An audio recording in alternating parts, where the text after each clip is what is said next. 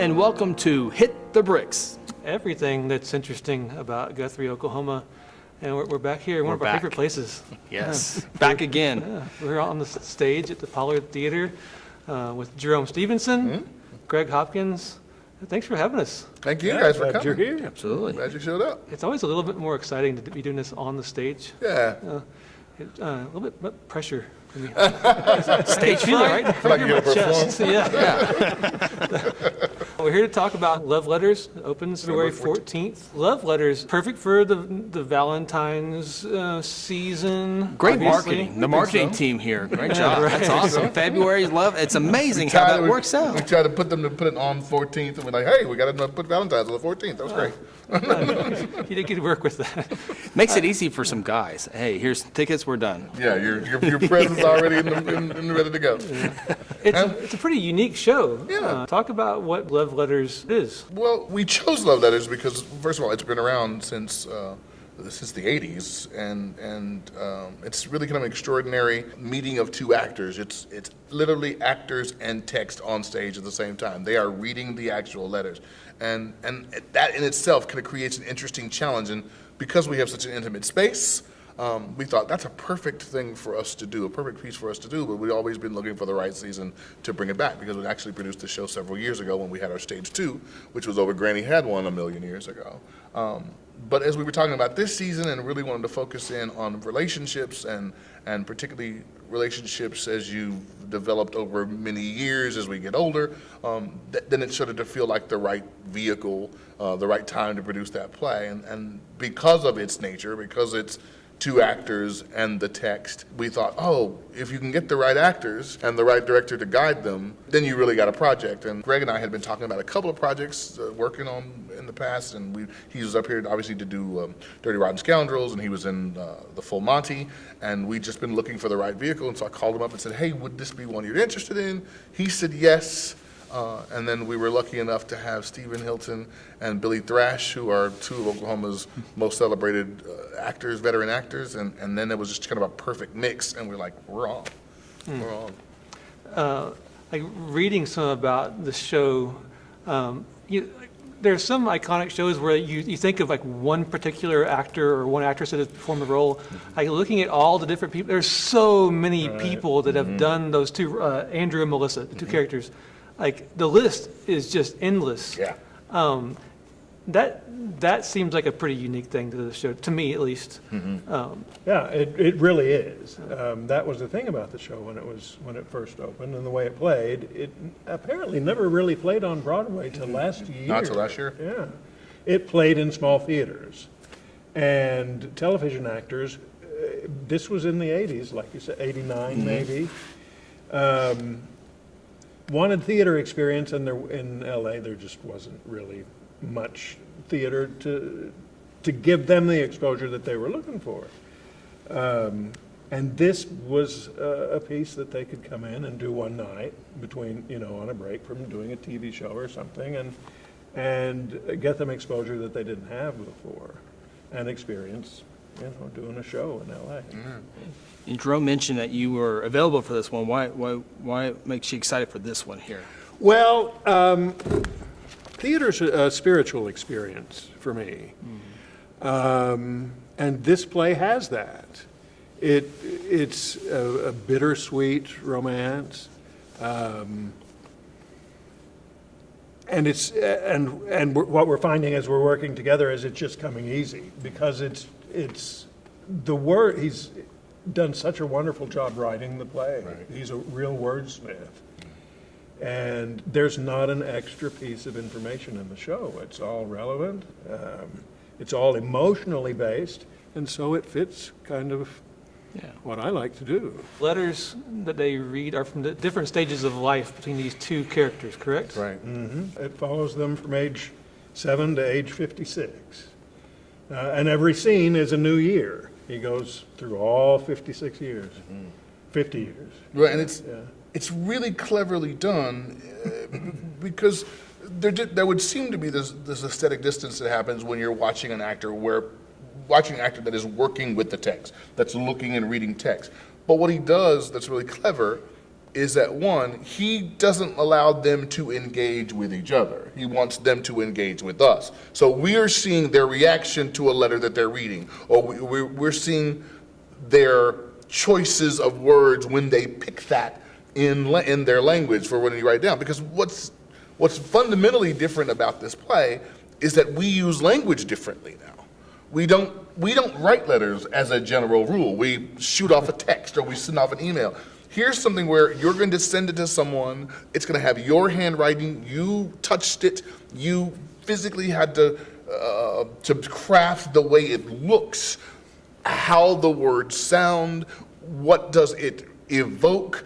You can't, writing intent is different. When we speak, you can hear in my voice if I'm being sarcastic. When I write it, you can't. And so maybe I have to overplay a piece of sarcasm or really push the emotional weight of this is how I feel about you in my love letters that we wrote when we were kids. Yeah.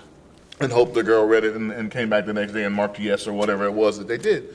And so that was it's really profoundly interesting to me to say that, to tell that story to a contemporary audience, because while I think technology is great, some of the technology that we deal with today lessens our ability to communicate rather than makes it easier for us to communicate. And now we're in the habit of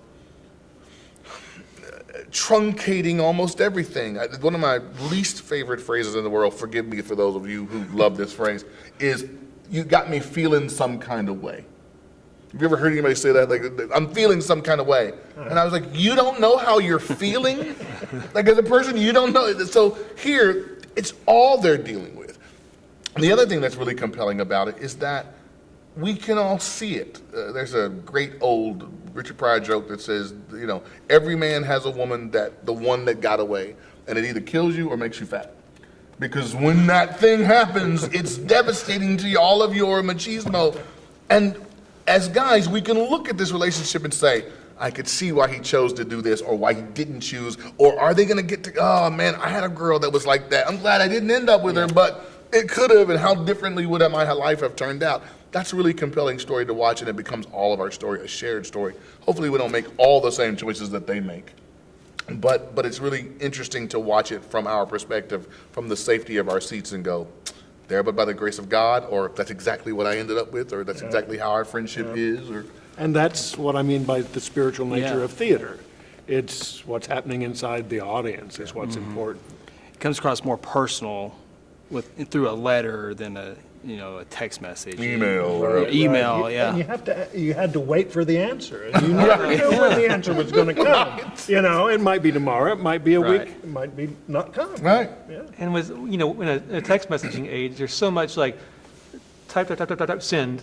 Whereas like a letter, you write, you might erase, you write, you set it down, you think about it, you let it brew and steep for a little bit. There's so much more weight to a page of text than, LOL, dumb photo, send. Or K, just the letter K. It drives me crazy. Yeah, this is such a generation. Like, I'll text my son like all the details I need in this paragraph. Like, these are important words that I'm texting you, and he replies back to this really eloquent text of mine with like, okay, like no, All that work, I yeah. worked on this. Why are you doing this? But then it's weird when you get a message and it's long. Like, what, write a book? It's like 4 paragraphs. If my son texts me like a long, to me, there's an emergency. Yeah, What's wrong here? And by the way, that was the first Richard Pryor joke without a curse word in it. That's a great job. I was like, Anytime someone says, "It's this Richard Pryor," I'm like, Wait. okay. No, I culled it down. Well, but it's interesting. When we were looking at this play, I did kind of an interesting exercise and looked through a bunch of my old letters. Just old letters that I'd gotten from people. My mom, or the thing that she wrote to me when I went to college, or a college professor, or some girl that I wrote or dated. And I thought, boy, now that I think about this, I remember my response to that and how long it took me to call it together and to figure out how to say, because you didn't want to say too much, and you wanted to be able to, distance yourself from anything that she went, oh, he loves me and I can't stand him. No, I didn't mean that. I just meant that he had very pretty hair, and I'm done talking now. Right. So it was a really different experience, and And we also took time and care. You know, how many times have you seen somebody post something and 16 of the 22 words are correctly and incorrectly spelled, or don't necessarily evoke the point that they're trying to evoke? Anyway, that's what made this piece really interesting and timely for me. And so then the idea of being able to get Greg, who sees theater very much the same way I do, and has a sense of, you know, spirituality and moving the audience together in this kind of ebb and flow. Like, you want audience members, you want to watch from the back of the house as they go. And you see the wife look over the husband and go, "Now this is what," and he goes, "I don't see any of that. I don't get any of that." And she's, "Oh, you just don't." You know, but you're watching them communicate, and that's really rich and makes the experience rich. There's something really like sweet about watching plays where you watch relationships change over time. I remember I Love You, You're Perfect Now Change. It kind of has that sense. And so those plays with the Pollard, they kind of, I don't know, they fit some for some reason. There's like a precious sense to like this place, those kind of stories, like they work together. Well, we had this conversation last year. I love working here because it does that, you know. We're doing it for the same reasons. And it's an interaction with the community in so many important ways. And this space is so intimate Yeah. that it allows that, where you don't, if the space was bigger, you can't catch all that nuance. But here, I can see the person that's sitting all the way at the back of the house. You know, the lights go down and I don't get to see every detail, but I can feel them shift or move or sigh. And that's what I think he's really good at being able to bring as an actor. And so getting a chance to see him bring it to these actors as a director is going to be. Is there something different about directing actors who are reading things? Is that different? No, it's really not, because we start every play that way. We sit down and read through the script before we do anything. The trick here is that's all we've got. So it's our job to look at all the different scenes, all the events that happen, all the emotions that happen, and make sure that we catch all of those.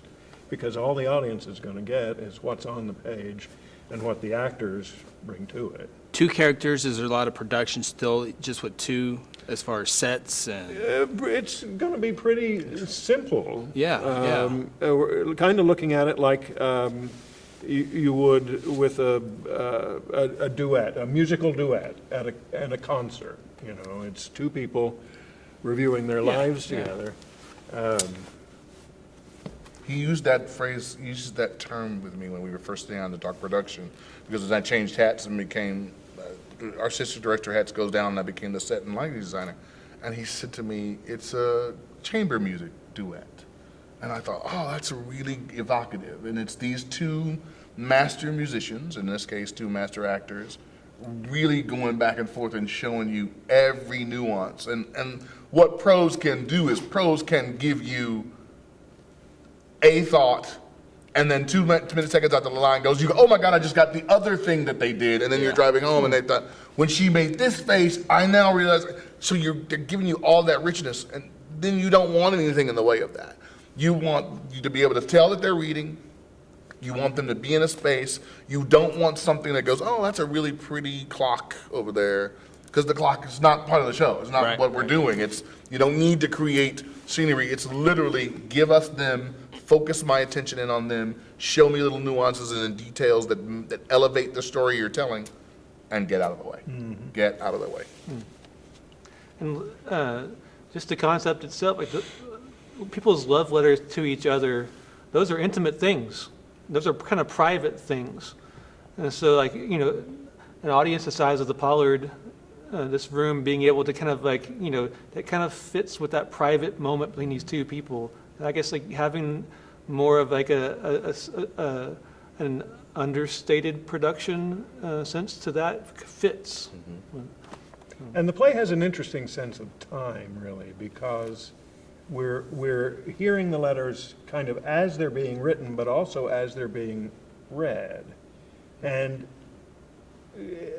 we're sitting here in this time, listening to people to go back through letters that they wrote years ago. that just has some resonance for me, that it is that rich, that it deals with time itself.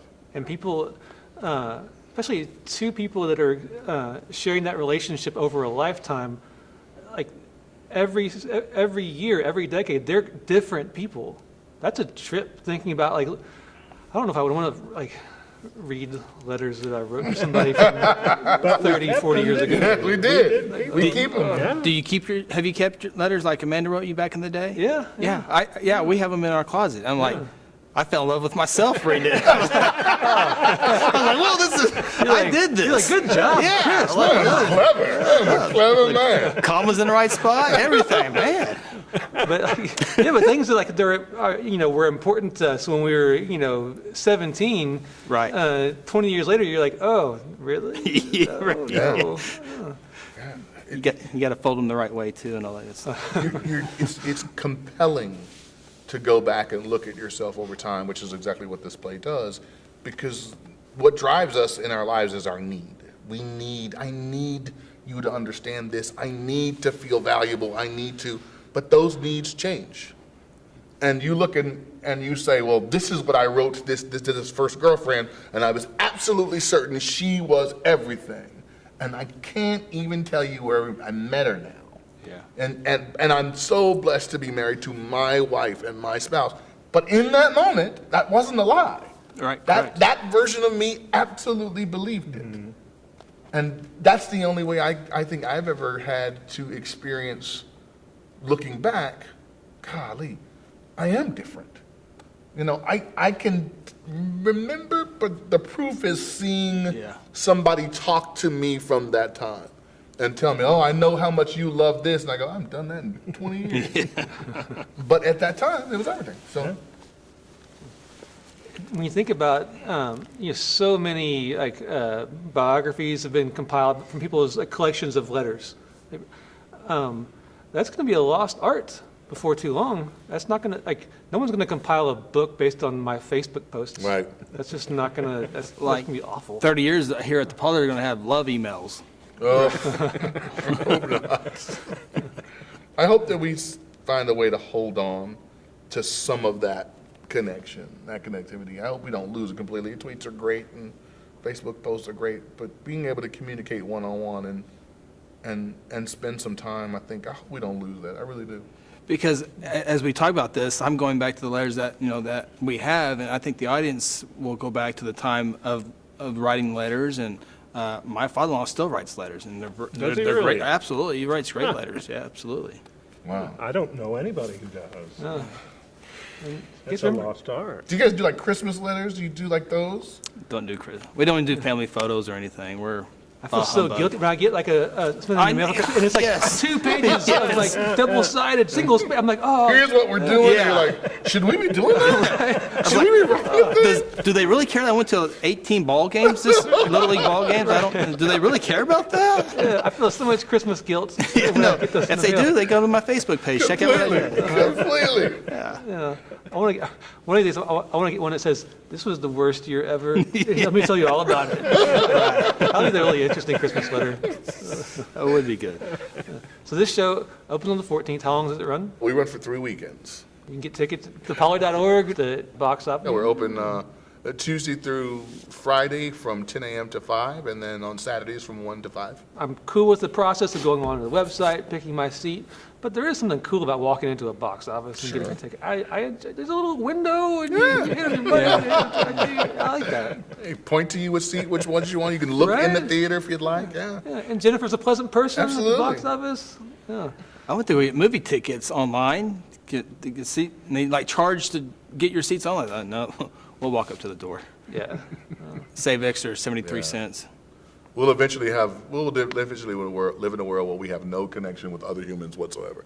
Everything will be online. Yeah. We'll never go to a store. We'll like the delivery guy from Amazon shows up, and if he rings the doorbell, I find myself going, well, don't answer it. Just wait till he leaves and walk away. I was like, go up to the guy and say hello. Hey, thanks for Thank being you, the boss, appreciate you. man." Yeah, but they ring the doorbell and take off.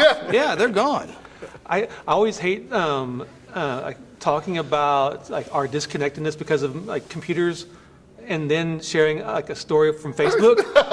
But today I hit share on, somebody had put a Kurt Vonnegut quote on there, him telling a story about how he liked to just go take a walk to buy an envelope because he could, see somebody and their stroller and, wave at the firefighter and just all these little details of life that he experienced because he walked to the store to buy an envelope as opposed to ordering it online.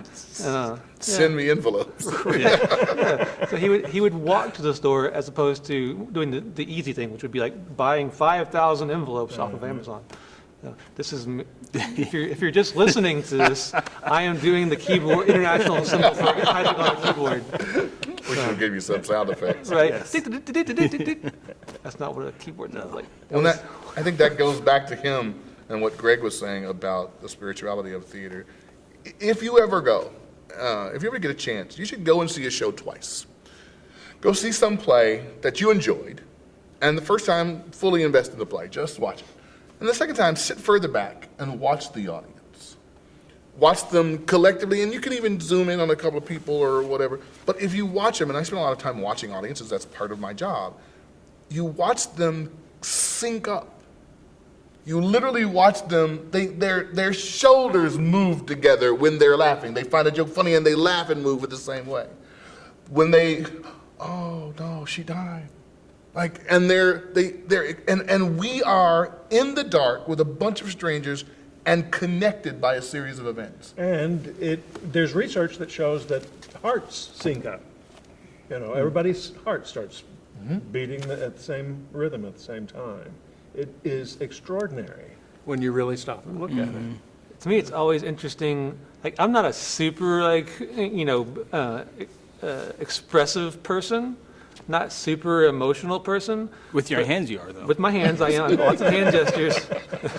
But there are definitely moments in live theater where something happens on stage and everybody's feeling something together. And for me, especially with really meaningful moments, maybe a sad moment where I start to feel that thing, but I don't really feel it until you hear somebody, when you hear somebody, maybe a little sniffle. Oh my God, the sniffle just kills me. I'm okay until I hear somebody 4 rows away, get a little, and then I'm just oh no. And you're wide-eyed, crying. And or if you happen to kind of look down the road and you see somebody with a real visible response, then I'm just that combined with what's happening on stage just kind of it messes me up. Because in that moment that you're not by yourself. Yeah. You are not the only person who feels something because of that. Another guy feels that, or another lady feels that, and you're oh my God, I didn't want to have to deal with it, but that's the truth. We experience loss in similar ways, which is why for a country that's full of people who are connected by this great experiment, it's crazy when we get separate and divisive because we are so similar. We do share so much in common, so much more than that distances us or that separates us. So I think that's one of the reasons why we keep doing stuff like this and telling stories like these, because those simple stories don't have a gender, they don't have a race, they don't have a socioeconomic background. It's just about people, and we go, I've been there. I was dating my wife. We went to the movie theater 1999 to watch Titanic. And it was one of those you had to get tickets in advance, and so we were waiting for that because we were the late movie or whatever, and people are coming out. I'm like, uh-oh. I got to be macho now. People, guys are crying. I was like, oh gosh, this is not going to be good for me. And I was like, what am I doing? I like the Titanic too. Did you cry? No. Yeah, I still like that movie. I did too. Somebody I asked what are some of the kind of those guilty pleasure movies that they're kind of panned for being a little bit cheesy, but still you just can't stop watching, and that's one of them. Yeah, absolutely. I went and saw that movie. Then went and took my girlfriend and I went and saw the movie, and I went and called another couple, Chris and Carrie Jarrett, as a matter of fact, said, "You're gonna come see this movie?" And he was like, "Okay, yeah, we're gonna see." Just across the board. We're all just like, it's amazing. Yeah. She's still in the water. Love it. She would let go. She said. All right, get your tickets to Love Letters, February 14th. It's a perfect Valentine's It really outing. is. Yeah, it's lovely. There's a lot of restaurants in town doing Valentine's specials as well, so you can get some dinner and then head on over. That'd be awesome. For sure. Good idea. Yeah. Jerome, Greg, thanks a lot. Well, Thank you so much for having us, man. Good time. Always a Yeah, pleasure. Appreciate it. Absolutely. All right, we'll see you next week or next time on Hit the Bricks. Coming home, coming home, coming home.